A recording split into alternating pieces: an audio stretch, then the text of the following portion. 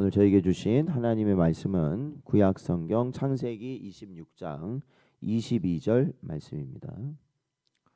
자셨으면 저희 함께 봉독하겠습니다.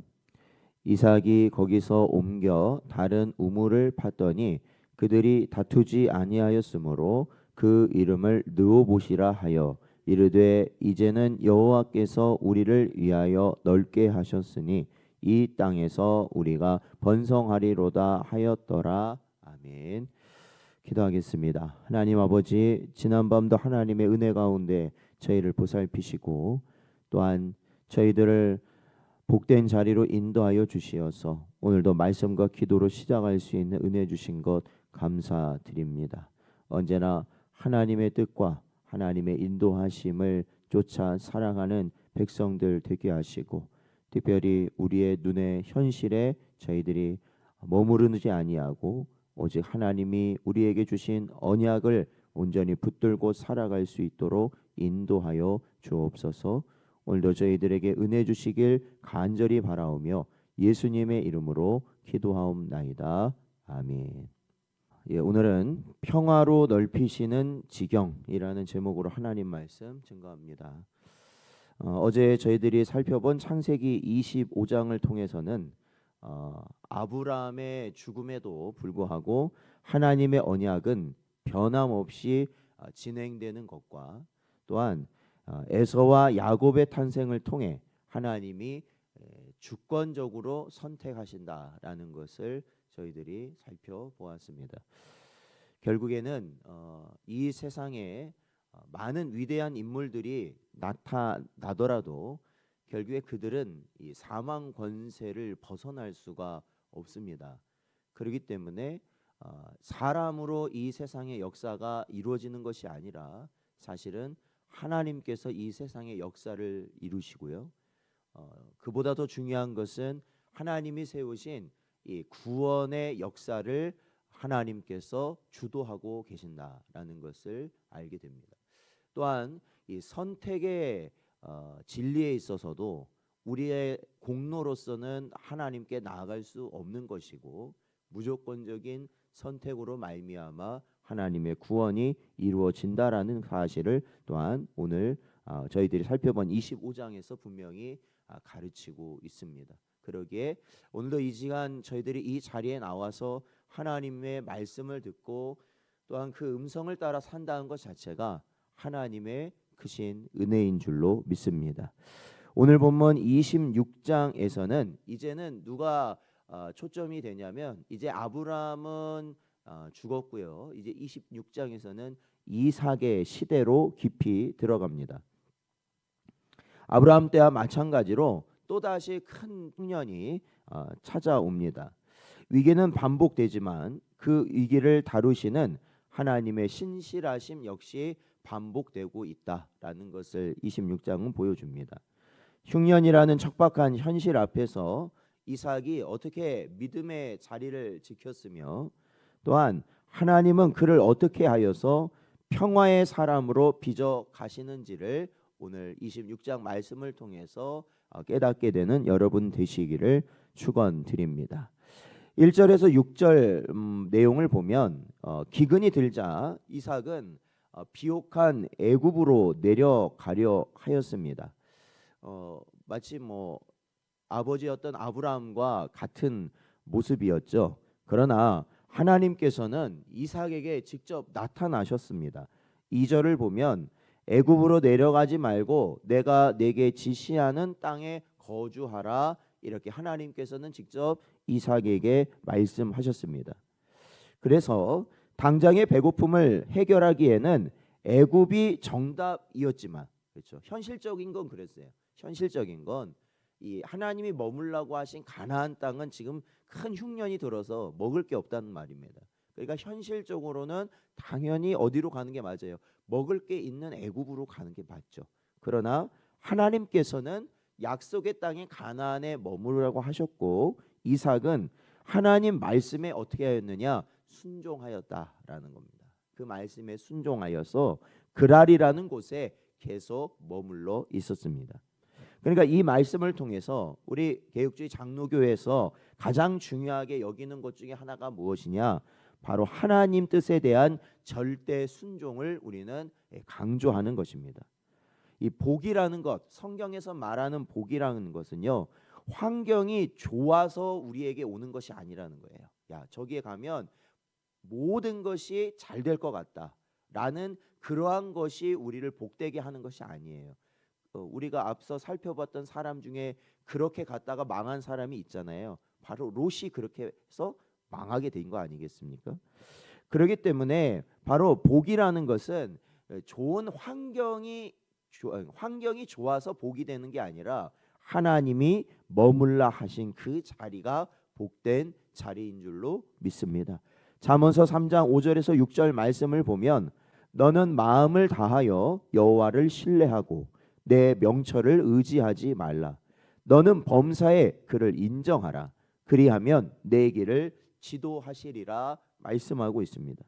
여러분, 하나님은 이삭에게 아브라함의 언약을 재확인시켜 주시고요, 그가 순종할 때 복을 주시겠다 약속하고 계십니다. 사실은 오늘 이 기도의 자리, 우리가 드리는 예배의 자리가 항상 어떤 자리냐면 바로 하나님의 약속을 계속해서 우리에게 확인시켜 주시는 자리예요. 하나님의 말씀을 듣는다는 게 바로 그러한 이유입니다. 이삭도 당장 현실이 급하니까 어떻게 해요?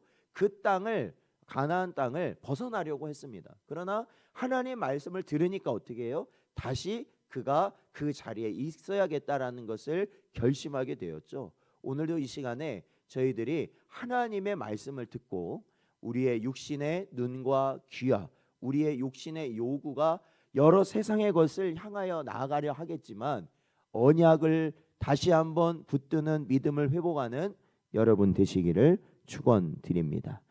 7절에서 11절 내용을 보면요, 그럼에도 불구하고 참 하나님 말씀을 들었어요. 하나님 말씀 들었는데도 불구하고 이삭은요, 그랄에 있으면서 아내 리브가를 자신의 누이라고 또 속이게 되는 장면이 등장합니다.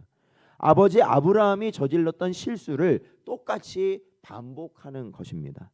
이것이야말로 인간의 연약함은 이처럼 대를 이어 나타난다라는 것을 알게 되죠. 그러나 하나님은 이방왕 아비멜렉을 통해서라도 언약의 가문을 보호하신다라는 것을 또한 말씀하십니다. 이것은 이삭이 잘나서가 아닙니다. 하나님은 언약의 신실함을 지니신 분이시다라는 것. 그러니까 반드시 하나님께서는 자신의 언약을 지키시는 분이라는 거예요. 아브라함에게 약속하셨잖아요. 너에게 후손을 줄 것이다. 그로 말미암아 복을 얻을 것이다. 그랬으니 이스마엘도 있었지만 결국엔 하나님이 사라와의 관계를 통한 이삭을 통해서 그 대를 잇게 하셨죠. 그러니까 아브라함이 잘해서가 아니라 하나님의 신실하심이었는데 바로 이삭 역시도 마찬가지였다라는 것이죠. 이삭도 하나님의 말씀을 붙들지 못하였지만 결국 약속을 이루신 분은 하나님이셨다라는 겁니다.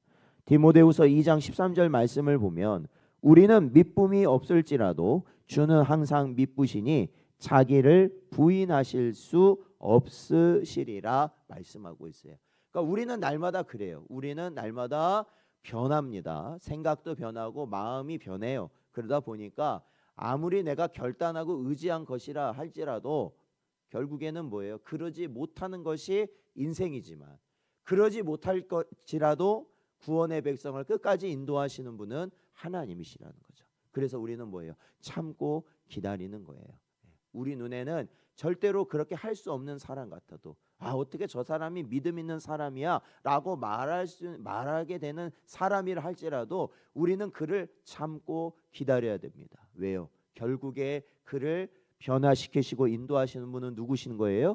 하나님이시거든요. 비난한다고 변하는 게 아니에요. 손가락질한다고 변하는 게 아니라는 것입니다. 그렇기 때문에 우리 장로교 신앙은요, 은혜라는 것, 그러니까 우리 장로교에서 말하는 은혜라는 것은 우리의 완벽함을 내세우는 게 아니에요. 그러니까 우리가 완전하여졌기 때문에 하나님의 은혜다 이렇게 말하지 않습니다.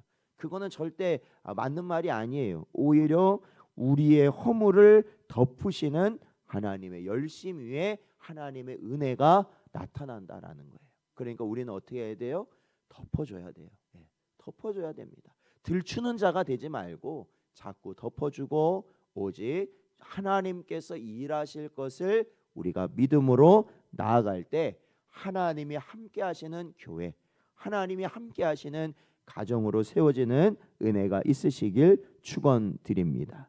12절에서 22절 말씀을 보면 하나님께서 이삭에게 복을 주시더라라는 것을 분명히 알게 됩니다.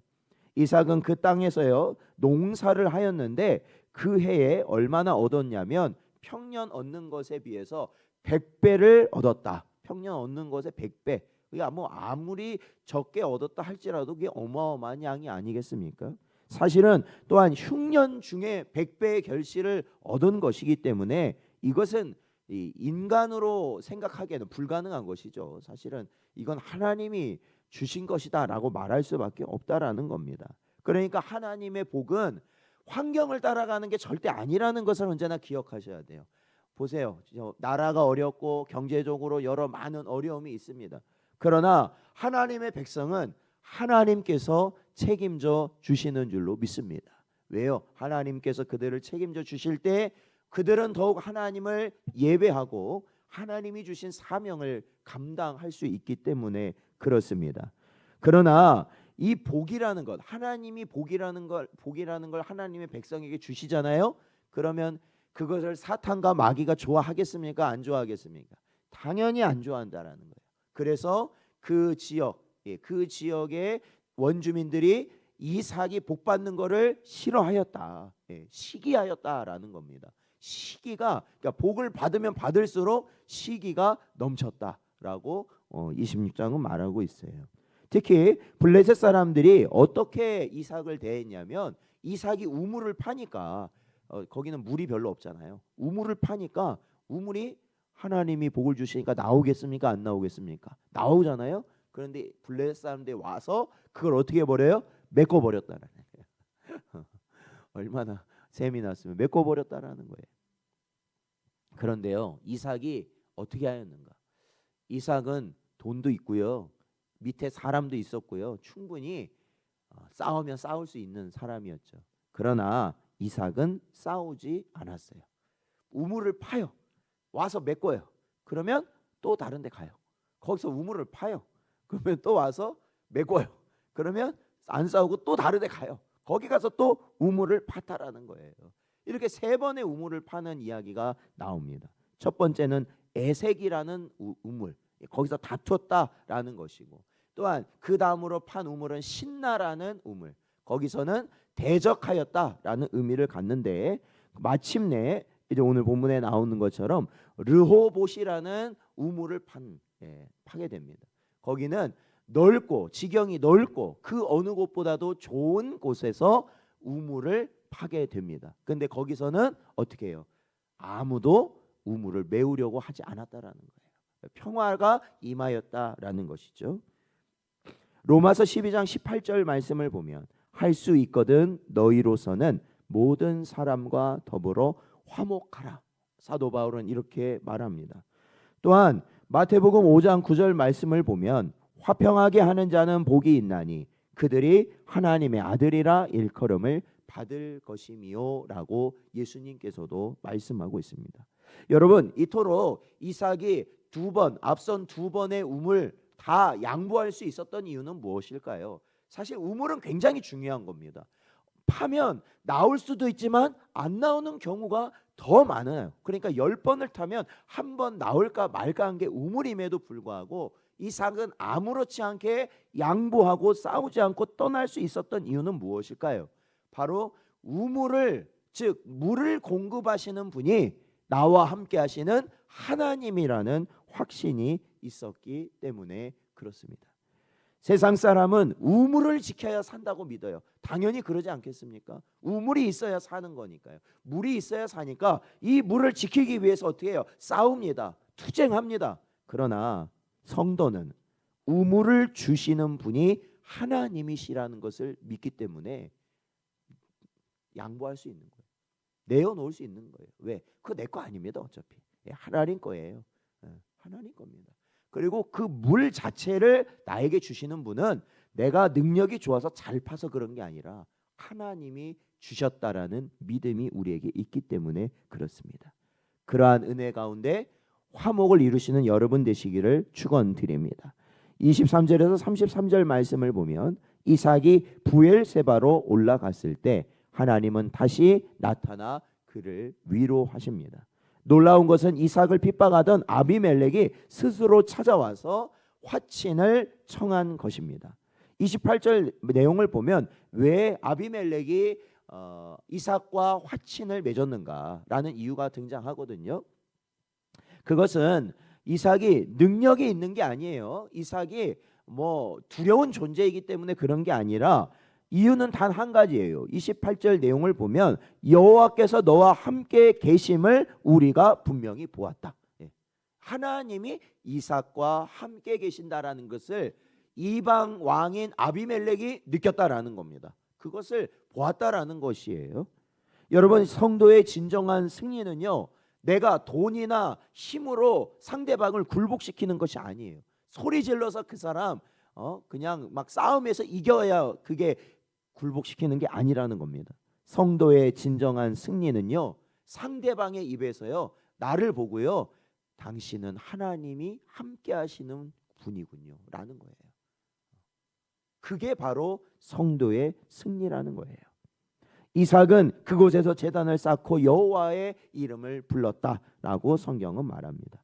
사랑하는 성도 여러분, 창세기 26장은 우리에게 우물을 파는 믿음을 가르치고 있습니다. 그러므로 말씀하신 그 자리를 언제나 지키시는 여러분 되시길 바랍니다. 세상적인 계산으로는 애굽이 분명히 나아 보일 수 있습니다. 그러나 하나님이 머물라 하신 그라를 지킬 때 100배의 결실이 임한다.